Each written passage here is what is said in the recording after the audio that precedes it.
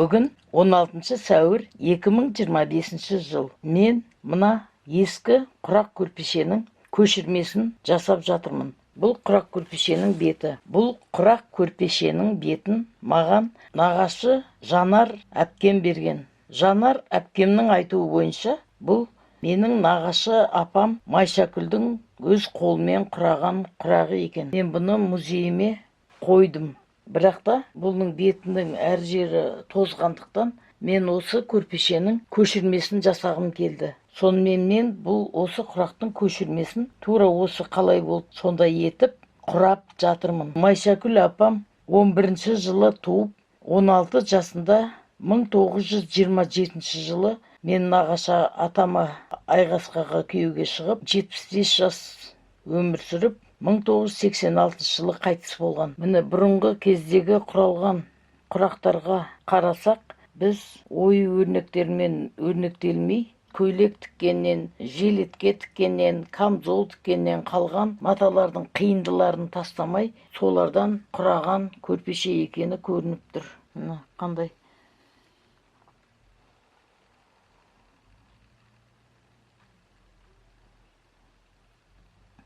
Әрбір құрақтың бөлігі әртүрлі маталар.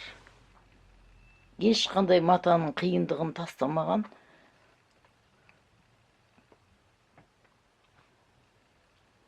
Міне бұл жерде мынандай шибарқыт та бар, мындай қыжым да бар, мындай жай маталар да бар, шыт маталар да бар. Шыт маталарды бірақ астына астар салып тіккен. Міне астары қалғанда маталардың өзі жыртылып түсіп қалған.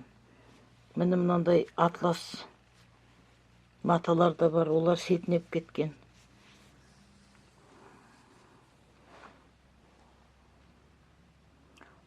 Өте майда құрақтардың өзінен де құрап, үшбұрыштардың өзін содан құрап шығарған. Бұл өте үлкен көрпеше. Міне жиектеріне мынандай үшбұрыштар салған. Өте керемет. Мен үшін өте құнды дүние болып тұр бұл. Енді осының көшірмесін жасаймыз. Мен бұл құрақ көрпешеге Майшагүл құрақ көрпешесі деп ат қойғым келеді. Мынандай қып 13-те 13 болып бөлшектерін құрап алдым. Ол бөлшектердің өзі мынандай ені 6,5, ұзындығы 13 сантиметрдей осындай құрақтардан құралды. Сосын оның ортасына тағы бір мата тігіп, осындай бір 13-те 13 бір шаршысын жасап алам. Содан кейін оған мынандай 13-те 13 тағы да бір шаршы, бір түсті матадан шаршы қосып, міне мынандай шаршы құрап алам. Бұл жобамен 24-те 24 осындай бір шаршы шығатын сияқты. Бұл көрпешенің ортасына осындай 4 шаршы керек екен. Үшеуін құрап қойдым. Енді мынау 4-шісін құрап жатырмын. Осыларды қосып, жаңағыдай бір шаршы шығарамын. Содан кейін қалған бөлшектерін осы көрпешеге қарап отырып құрай береміз. Кейбір құрақшылар бұны жебе құрағы деп айтатын сияқты, қарқара құрағы деп айтып жүр. Мен енді мынау қарқара құрағын қалай құрап атқанымды көрсетейін. Ол үшін мынандай қоңыр матаны 6-да 6 шағын шаршылар өлшеп кесіп дайындап аламын. Өлшеп алған 6-да 6 шаршымызды қиып аламын.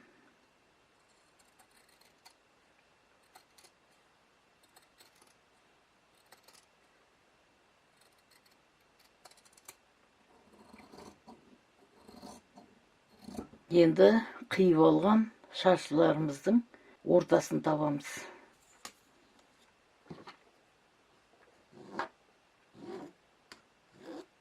Ортасын тауып алдық. Енді сызық бойымен кесіп аламыз. Сонда мынандай үшбұрыштар шығады. Бұл құрақты бір келкі велюр матадан құрап отыр.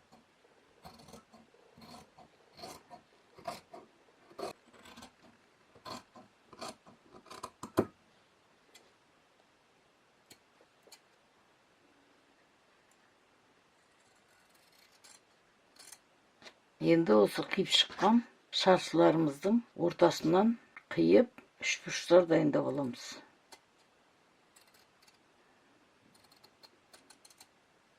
Міне осылай ақ велюрдан үшбұрыштар және Қоңыр үйлерден үшбұрыштар дайындап алдым.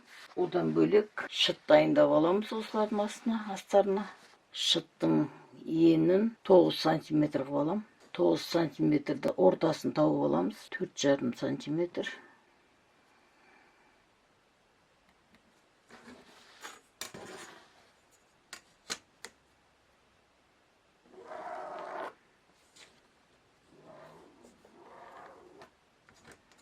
Дайындап алған шытымызға үшбұрыштарды қойып, құрақты тігіп бастаймыз.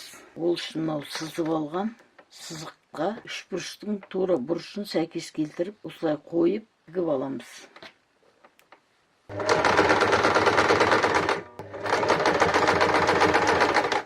Енді мына үшбұрыш қоңырымызды тігіп алдық. Енді осының бойымен ақ бұрышымызды тігеміз.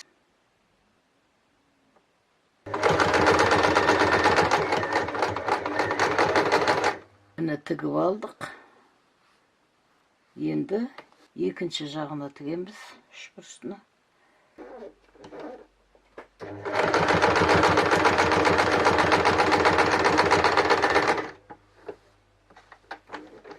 Осындай болып шықты.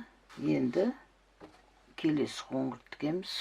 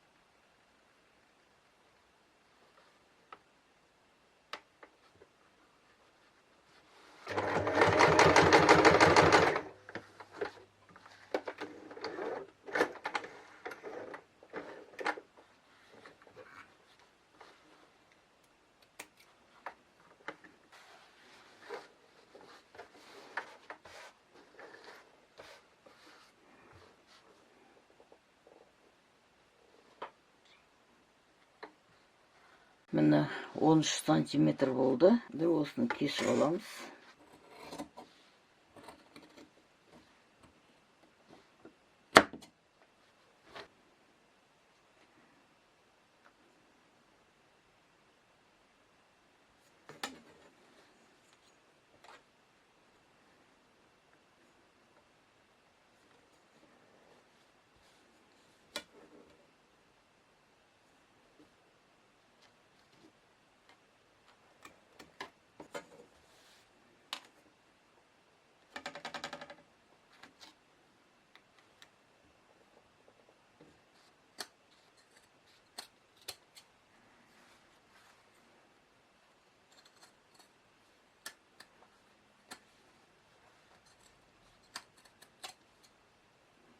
Осы дайын болған құрағымыздың енді астынан айналдыра тігіп шығамыз. Міне айналдыра тігіп шықтық. Осындай қарқара құрақ пайда болды. Осылай жалғастырып тіге береміз. Сонда бізде осындай қарқара құрағы шығады. Енді осы құрап алған осы 4 құрақты біріне бірін қосып, мынау сияқты үлкен шаршы шығарамыз. Мен міне қазір мынау 4-ші шаршыны жасап жатырмын. Мына құрақтың көшірмесін осылай жасап алдым. Ұқсастырып, мына құрақты былай жасап алдым. Ұқсастырып, жобалап.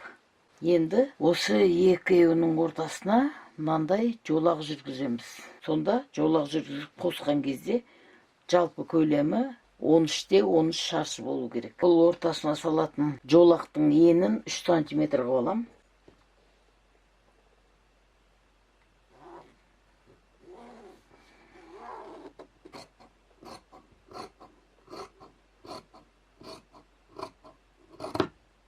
Енді осы жолақты бұлай қосам.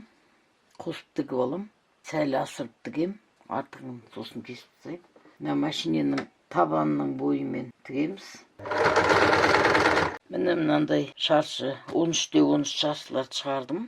Енді көрпешеге қарап осылай тұр екен. Енді екі жағына көктен саламыз. Бүгін 17 сәуір 2025 жыл. Міне мен Майшакүл Нағаш апамның көрпешесін ортаңғы көздерін құрап, мынандай жан-жақтарына үшбұрыштар қосып, жолақ жасап шықтым. Мынандай төрт көзден құралды. Енді түп нұсқасына қарап, жан-жақтарын біркелкі етіп кесіп алып, қалған бөліктерін құрап қосам. Енді екі шетіне мына ұзына бойына қарқара құрағын құраймыз. Қарқара құрағын құрап, ол қарқара құрағының екі шетіне мынандай жіңішке жолақ жүргіземіз. Менің апам бір шетіне қара жолақ, бір шетіне қызыл жолақ жүргізіпті. Сосын сол жолақты дайындап алғаннан кейін, соны мынау жаңа дайындап алған мына құраққа, ортаңғы үлкен жолаққа қосамыз. Міне. Бүгін 22 сәуір 2025 жыл. Міне мен Майшакүл Нағаш апамның көрпешесін, құрақ көрпешесін бітірдім. Түп нұсқаға лажы болса ұқсатуға тырыстым. Бірақ мынау матасының барлығы жаңа маталар, жаңа вилюр. Мына ортаңғы төрт көзден құралды.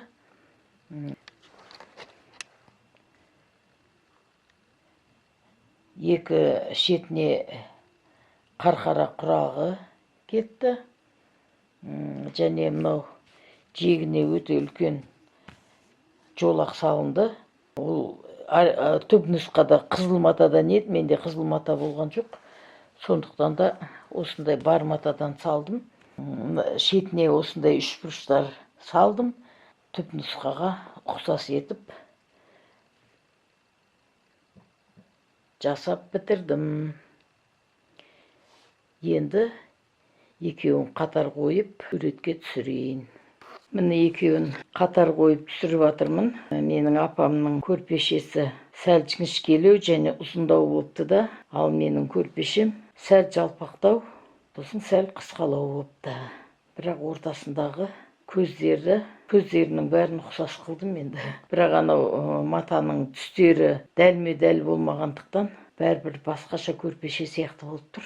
Мына жердегі анау көк түс салғаным, ана шет күлгін түсті салғаным, өйткені олардың бетіндегілер жыртылып түсіп қалған да, астындағы шыт маталар ғой, анау қызыл көк болып тұрған. Соған ұқсастырып осындай міне.